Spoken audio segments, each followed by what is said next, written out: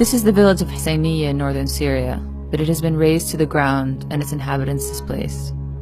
There were Arab families who lived here for decades. The village was obliterated and its people pushed out by the YPG, the military wing of a Kurdish political party, seizing control of the area.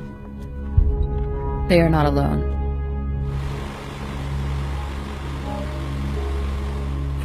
اسلوب كلها مهجرة هالحال.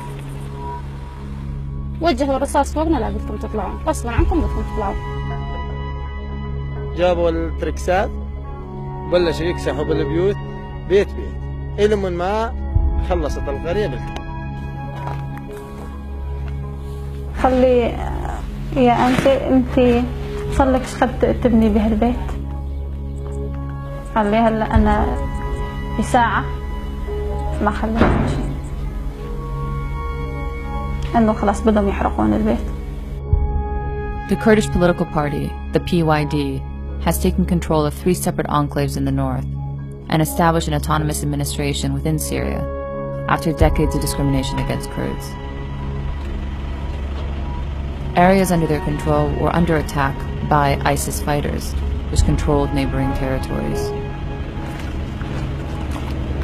At the end of 2014, a coalition led by the United States bombed ISIS targets in the area, allowing the administration's military to push back ISIS and gain more ground. Allegations surfaced that as YPG forces expanded their control, they were forcing Arab and Turkmen families to leave the area because of long-standing grievances or retaliation for alleged support of ISIS.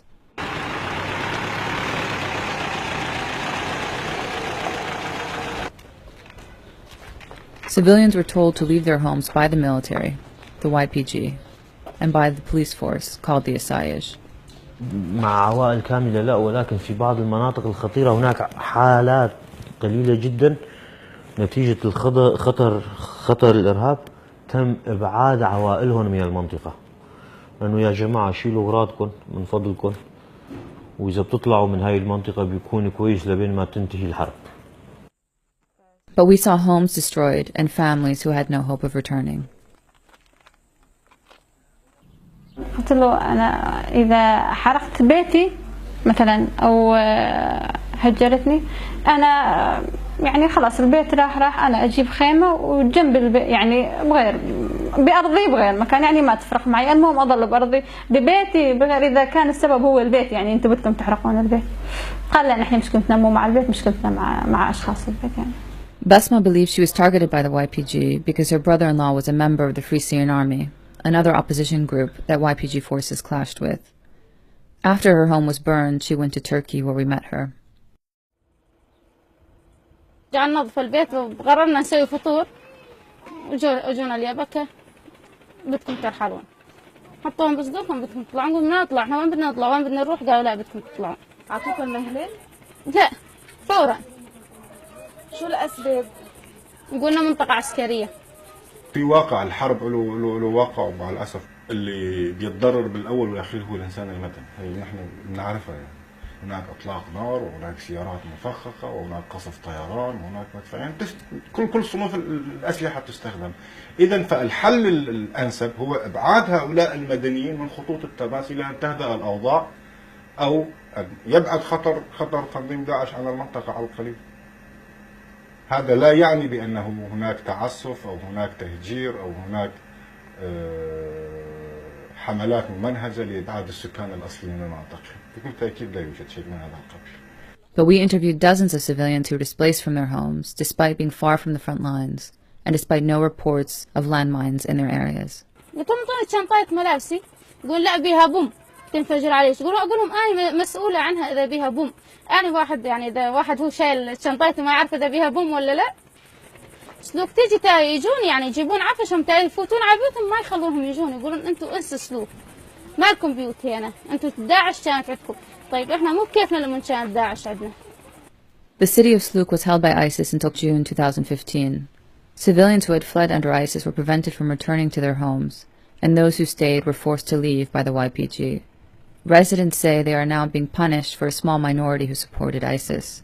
تركت أغراضي كل شيء، عندي محلات، عندي محل ابني وبيتي كله تركته برضه وجيت. اجوا بدكم تطالعوا، قال والله عم يدخلوا الدولة الإسلامية لهون بذبحوا الولاد. قلنا له خيو احنا ما طالعين، قال بعد شوي يخبر عليكم الطيران يضربكم. قلنا له خيو يذبحنا ببيوتنا احسن ما نطلع. اقرب جبهة لان هلا اليبكة حاليا هن على القرية تتجاوز من 25 كيلومتر. هلا جبهة بيناتهم هو الدولة الإسلامية. ما بدي اروح اتهجر واروح اخيو مصروف، انا عندي 10 اشخاص يعني مصروف لإلن ما في. كل عمليات الترحيل التي حصلت في روجافا لا يتجاوز 25 عائلة، وأنا مسؤول عن كلامي. بحكي لكم بالأرقام، إذا قدرتوا تبرهنوا إنه موجود 26 مش 25 أنا مسؤول عن كلامي. It wasn't until after we met with Radur and Juan that we heard about the town of Husseiniye. كل القرية حوالي شي 90-95 بيت قاموا يحرقون، بعدها جابوا تركسات وقاموا يهدون. معركة صارت بين داعش واليبك، احنا شو علاقتنا؟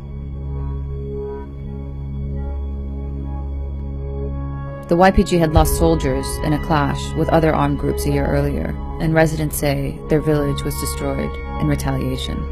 يعني هسه بيت أخوي هذا إيش كثر يعمره؟ من يعمره؟ مو حرام؟